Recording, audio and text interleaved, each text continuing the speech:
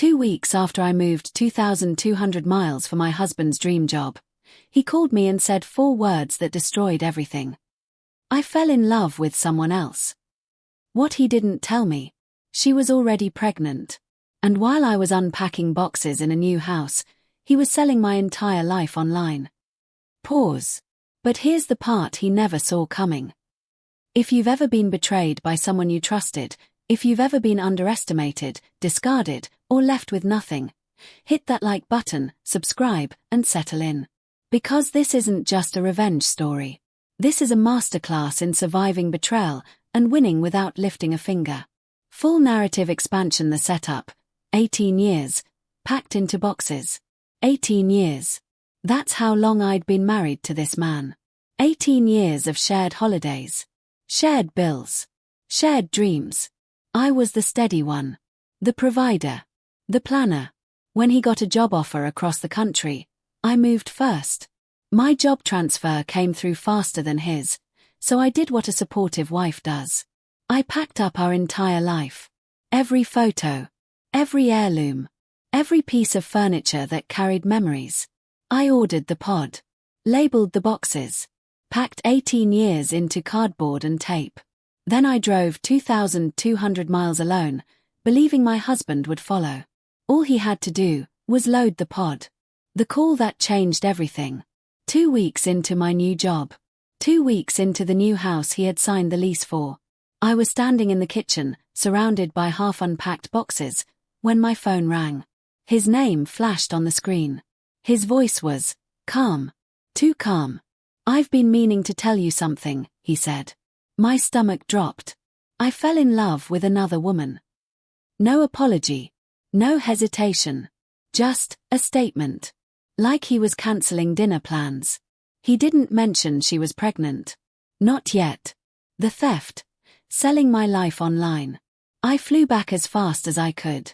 But I was already too late. Everything I had packed, everything, was gone. Sold. eBay. Facebook Marketplace. Craigslist. Furniture. Clothes. Family heirlooms. Items passed down through generations. Sold to strangers for quick cash. To fund his new life. He even tried to sell my dog. And my 3 cats.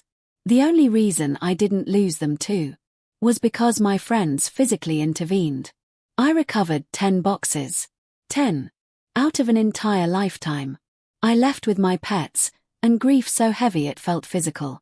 The ultimate insult, he sued me. Then came the lawsuit. He sued me. For alimony. For the house. For my retirement. I had no money for a lawyer. So I represented myself. For yourself.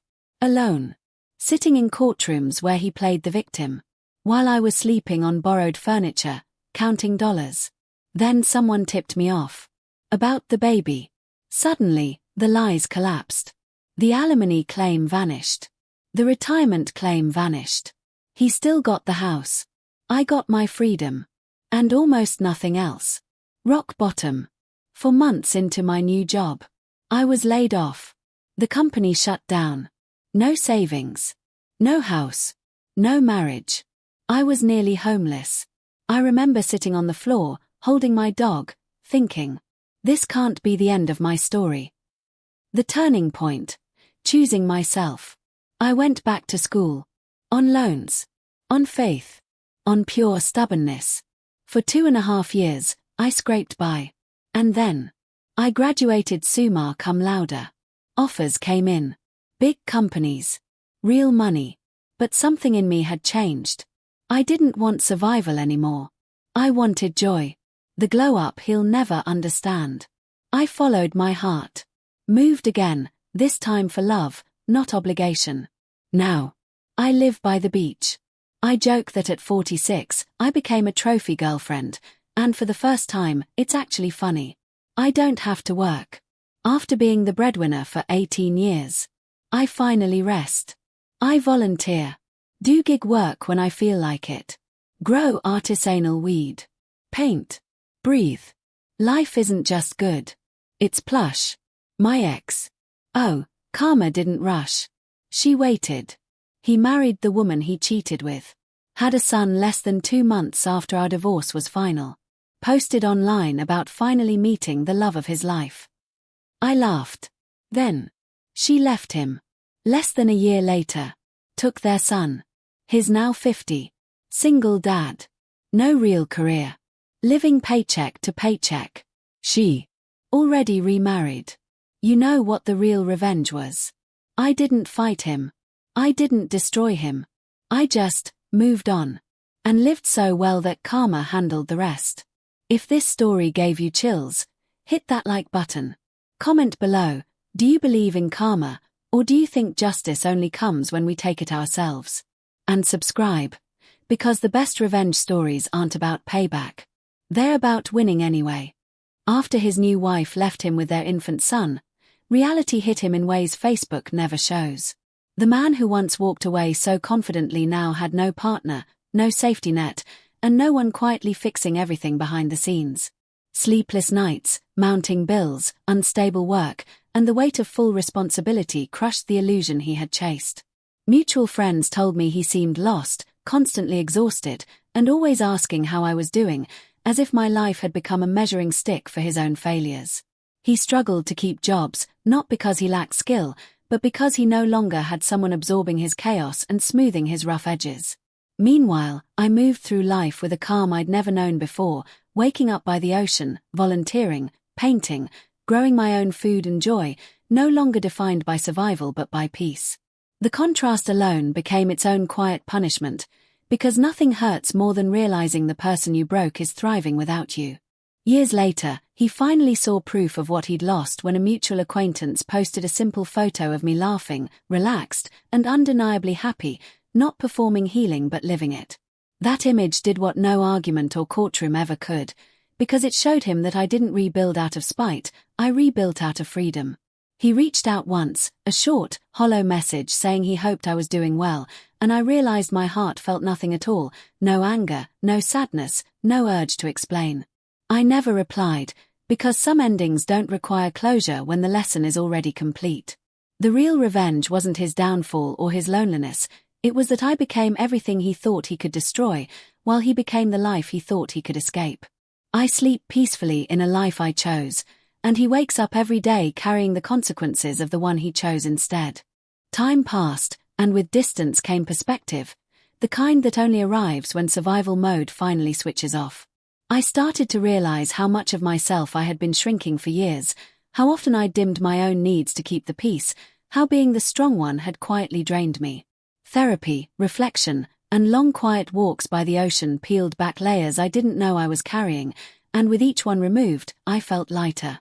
I wasn't just healing from a divorce, I was unlearning a version of myself that believed love meant endurance. That realization alone felt like reclaiming a part of my soul he never even noticed he was taking. Meanwhile, his life continued to contract instead of expand. Friends slowly drifted away, tired of hearing the same regrets repackaged as bad luck. Invitations stopped coming. The world no longer extended grace to a man who refused accountability. Raising a child alone aged him faster than time ever could, not because of the child, but because resentment replaced joy. He wasn't growing, he was surviving, and survival without purpose becomes a quiet kind of despair. Every choice he made now was reactive, driven by fear of falling further rather than hope of rising higher. I began crossing off dreams I once postponed for someday. Traveling without asking permission felt intoxicating. Learning for the sake of curiosity, not career advancement, rewired my sense of worth. I explored returning to school again, not because I needed validation, but because my mind felt alive when challenged. The woman who once begged the universe for stability was now choosing abundance with intention. For the first time, my life wasn't built around responsibility alone, but around joy, autonomy, and growth. Occasionally, I'd hear updates about him through the grapevine, never sought, always offered. Each story followed the same pattern. Another missed opportunity, another relationship that never quite formed, another complaint about how unfair life had been to him. What struck me wasn't satisfaction, but detachment. His struggles no longer felt connected to me, and that's when I understood healing isn't loud or dramatic, it's quiet disinterest. The emotional cord had finally dissolved, leaving behind nothing but indifference where pain once lived. One afternoon, as I sat painting with sunlight spilling across the floor, it hit me that this moment, simple and unremarkable, was something I never could have had before. Back then, peace felt earned only after exhaustion. Now, it existed without justification. I wasn't proving anything anymore. I wasn't winning or losing. I was simply living. And that, I realized, was the life he never allowed himself to imagine because it required self-awareness instead of escape. People often ask if I believe in karma, and I never know how to answer, because what happened wasn't mystical or sudden. It was cause and effect stretched over time. I chose growth, accountability, and healing, even when it hurt. He chose shortcuts, validation, and avoidance. Our lives didn't diverge because of fate, they diverged because of character. Watching that truth unfold wasn't revenge, it was confirmation that integrity compounds, just like consequences do. Now, when I look back on the woman who stood alone in that empty house years ago, I don't feel pity, I feel gratitude. She survived something that could have broken her and unknowingly walked toward a life she couldn't yet imagine. Losing everything turned out to be the doorway to gaining myself, and that's a trade I'd make again without hesitation. Some people enter your life to teach you love, others enter to teach you self-respect, and the moment you learn the difference is the moment you truly win. Today, my life feels full in a way that has nothing to do with revenge and everything to do with truth. I no longer measure my worth by how much I can endure or how much I can give away before I disappear. I wake up in a home built on choice, not obligation, surrounded by peace I didn't have to beg for or earn through suffering. The man who once tried to erase me exists only as a lesson now, not a wound, and the pain he caused no longer follows me into the present. What remains is a quiet confidence, the kind that comes from knowing you survived betrayal without becoming bitter, and rebuilt without needing an audience. I didn't win because he lost, I won because I finally chose myself, and that is the kind of ending no one can ever take away.